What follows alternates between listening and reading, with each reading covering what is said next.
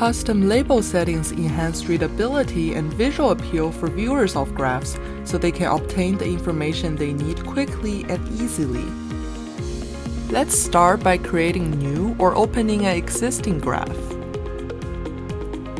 Click Edit Graph on the top right corner. Now navigate to Advanced Settings and then click Label Settings. Data labels can be enabled to show data segment values. Under Data Labels, check the Show Data Labels box.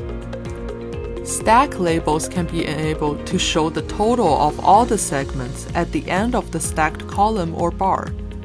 Check the Show Stack Labels box.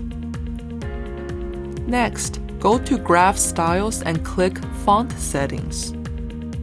Check the box to apply custom data label font settings. Choose your desired font size. Change the color by using the color picker. Click OK to update your graph. The same step can be used for stacked label settings.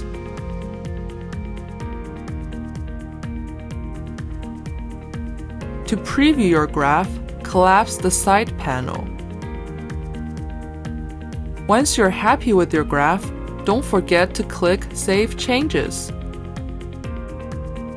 And that's how you customize your data and stack label font settings in Kurve.